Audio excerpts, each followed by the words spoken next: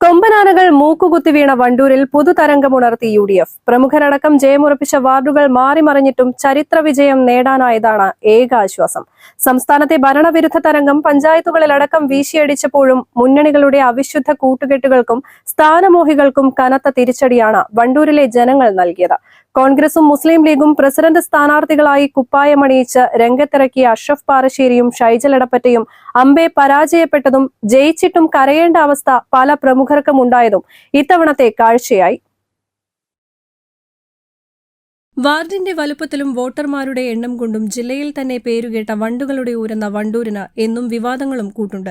ഇടത് വലതു മുന്നണികളുടെയും UDFിലെ ലീഗ് കോൺഗ്രസ് തർക്കങ്ങളും അനുസരിച്ചാണ് വണ്ടൂരിന്റെ ഭരണം. ആയതിനാൽ വരുമാനത്തിൽ മുന്നിൽ നിൽക്കുന്ന വണ്ടൂർ വിവാദങ്ങളിലും ഒന്നാമതാണ്.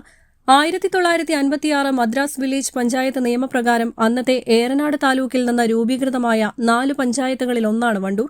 നേരത്തെ കോൺഗ്രസിന് 8, മുസ്ലിം ലീഗ് 4, CPM 11 എന്നിങ്ങനെയായിരുന്നു കക്ഷിനില. അഥവാ ഒറ്റ സീറ്റിന്റെ കരുത്തിന്മേലുള്ള UDF ഭരണം. 23 നിന്നും വാർഡുകൾ 24 നടന്ന തെരഞ്ഞെടുപ്പിൽ UDF 16 വാർഡുകളിൽ കോൺഗ്രസും 8 വാർഡുകളിൽ മുസ്ലിം ലീഗുമാണ് മത്സരിച്ചത്. ഇതിൽ 7 വാർഡുകൾ കോൺഗ്രസും 6 വാർഡുകൾ ലീഗുമടക്കം 13 സീറ്റ് നേടി പുതിയ ഭരണസമിതി അധികാരമേൽക്കും.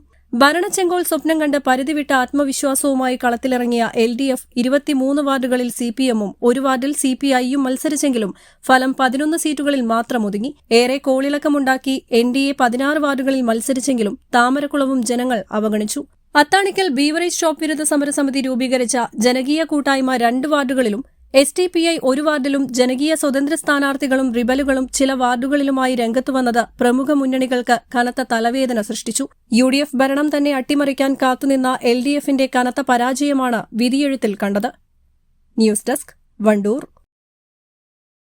ഗുണമേന്മ ഉറപ്പുവരുത്തിയ ബേക്കറി ഉൽപ്പന്നങ്ങൾക്ക് പുറമെ special fried chicken, Arabian chicken മന്തി, മസാല ഷവായകൾ, ഷവർമ, വിവിധതരം ബർഗറുകൾ, സാൻഡ്വിച്ചുകൾ തുടങ്ങി മീറ്റിംഗ് ഹാൾ ഉൾപ്പെടെയുള്ള അത്യാധുനിക സൗകര്യങ്ങളുമായി ഇനി പുതിയ രൂപത്തിലും ഭാവത്തിലും ഇന്ത്യൻ ബേക്സ് നിങ്ങളെ സ്വാഗതം ചെയ്യുന്നു.